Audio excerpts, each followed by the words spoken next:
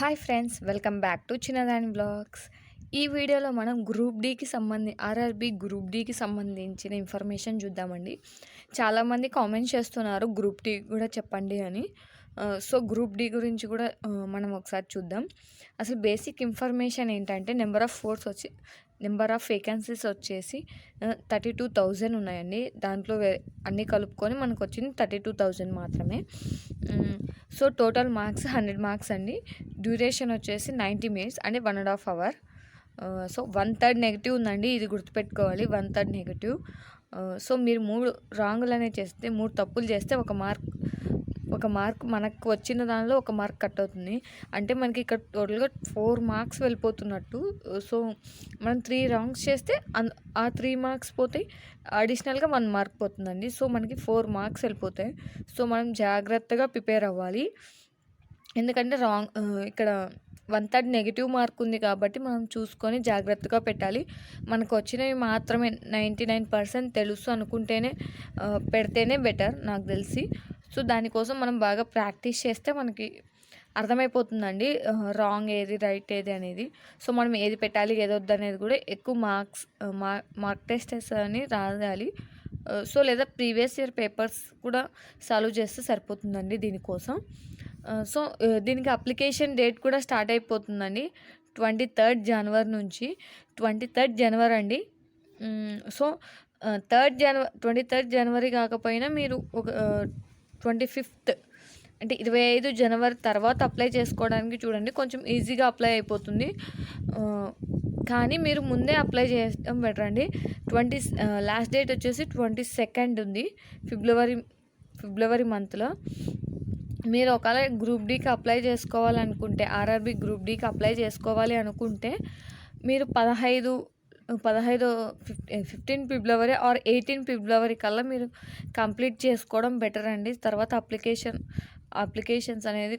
Application పెట్టడం అనేది కొంచెం కష్టమైపోతుంది, సర్వర్ అనేది బిజీ వస్తుంది.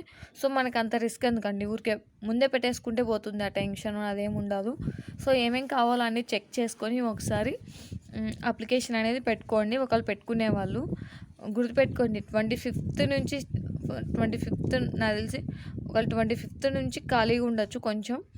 అంటే 23rd 24th అనేది కొంచెం బిజీగా ఉన్న సర్వర్ అనేది 25th 26th అనేది మీకు కొంచెం ఉండదు. సో 18 ఫిబ్రవరి లోపలే అప్లై చేయడం చూసుకోండి. తర్వాత బిజీ వచ్చి తర్వాత మనం అప్లై చేసుకోవాలన్నా కుదరకపోతే వేస్ట్ అయిపోతుంది కదండి. సో ఇది గుర్తుపెట్టుకోండి, ఈ డేట్స్ అనేవి ఇంపార్టెంట్. అలాగే మనం సిలబస్ విషయానికి వస్తే రీజనింగ్ అండ్ జనరల్ ఇంటెలిజెన్స్ అండి ఎక్కువ వెయిటేజ్ ఉన్నది. 30 మార్క్స్ ఉన్నాయండి దీంట్లో. 30 మార్క్స్ ఉన్నాయి. సో దీంట్లో వర్బల్ ఉంది, నాన్ వర్బల్ ఉంది. సో ఇది ఎక్కువ వెయిటేజ్ క్యారీ చేస్తుందండి, 30 marks. So mathematics 25 marks, general science 25 marks. General సైన్స్లో మనకి ఫిజిక్స్ ఉంది, కెమిస్ట్రీ ఉంది, లైఫ్ సైన్స్ ఉంది. సో ఇది 25 మార్క్సేనండి. తర్వాత వచ్చేసి మనకి 20 మార్కులకు ఉన్నదేమో current affairs and general awareness and current affairs 20 మార్క్స్కి ఉంది. జనరల్ సైన్స్ అనేది 25 మార్క్స్కి ఉంది. మ్యాథమెటిక్స్ అనేది 25 మార్క్స్కి ఉంది. రీజనింగ్ అండ్ జనరల్ ఇంటెలిజెన్స్ అనేది 30 మార్క్స్కి ఉందండి.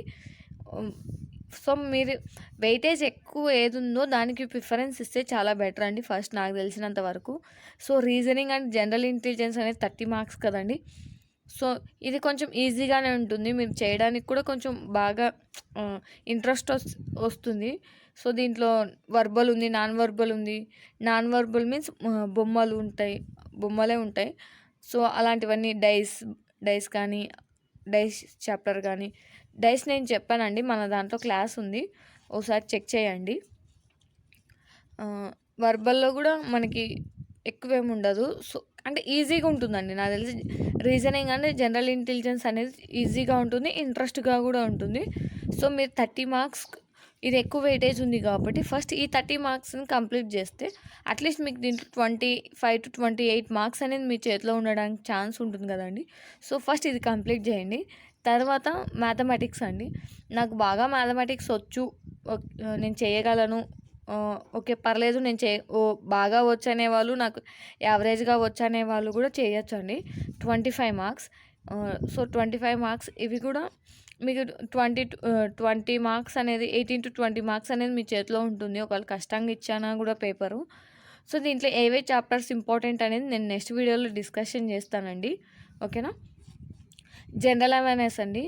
నేను ఇది చూసాను కొంచెం ఐ మీన్ వెయిటేజ్ తక్కువ ఉండి ఎక్కువ పోర్షన్ ఉంది. వెయిటేజ్ తక్కువ ఉన్నా కూడా పోర్షన్ అనేది ఎక్కువ ఉంది. ఐ మీన్ చాప్టర్స్ అనేవి ఎక్కువ ఉన్నాయి. 3 సబ్జెక్ట్స్ చదవాలి కదా!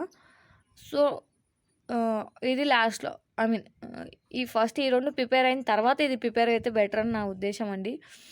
తర్వాత general awareness and current affairs. జనరల్ అవేర్నెస్‌లో కూడా కొన్ని చాప్టర్స్ ఉన్నాయండి. ఇవి నేర్చుకున్న మీకు 10 మార్క్స్ 7-8 మార్క్స్ అట్‌లీస్ట్ 7-8 మార్క్స్ వస్తాయి. కరెంట్ అఫైర్స్ అనేది చాలా హ్యూజ్‌గా ఉంటుందండి. ఎక్కడి నుంచి అడుగుతారో మనకు తెలీదు. సో, ఇది లాస్ట్‌లోకి ప్రిపేర్ అవ్వడం చాలా బెటర్ అని నాకు తెలిసి. లేదు మేము డైలీ న్యూస్ పేపర్ ఫాలో అవుతాము అనుకునే వాళ్ళైతే ఓకేనండి.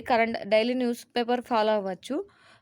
సో, నేనైతే నా యాజ్ పర్ నేనైతే ఈ కరెంట్ అఫైర్స్ అనేది నేను డైలీ న్యూస్ పేపర్ నేను ఫాలో అవ్వలేనండి.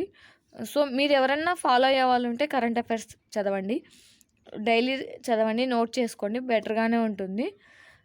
సో, నాకు తెలిసినంత వరకు first reasoning and general intelligence చేయండి. రీజనింగ్ అయిపోయిన తర్వాత మ్యాథమెటిక్స్ చేయండి. తర్వాత జనరల్ అవేర్నెస్ చూసుకోండి. దాంతోపాటు జనరల్ సైన్స్. ఒకవేళ మీరు డైలీ కరెంట్ అఫైర్స్ ఫాలో అయ్యే వాళ్ళైతే ఆల్రెడీ కరెంట్ అఫైర్స్ ఫాలో అయ్యే వాళ్ళైతే కవర్ అయిపోతుంది కాబట్టి సో, నో ఇష్యూ. సో, నేను ఇచ్చే నా సైడ్ నుంచి అయితే ఇలా అండి. నా ప్రకారం అయితే ఫస్ట్ ఇది, తర్వాత మ్యాథమెటిక్స్, తర్వాత జనరల్ సైన్స్, తర్వాత జనరల్ అవేర్నెస్. ఓకేనా? అలాగే మీకు ఇంకేమన్నా కాదు ఇలా చేస్తే ఇంకొంచెం ఈజీగా ఉంటుంది అనే వాళ్ళు ఎవరన్నా నాకు కామెంట్ చేసి చెప్పండి. సో, దానివల్ల మన ఇంకొంతమంది చూస్తారు కదండి. నేను చెప్తాను నెక్స్ట్ వీడియోలో మీరు చెప్పిన సజెషన్ నేను ఫాలో అయ్యి వాళ్ళకి చెప్తాను. సో, ఇంకొంతమంది కూడా ఫాలో అవుతారు. ఓకేనా? ఈ వీడియోకి అయితే ఇంతేనండి.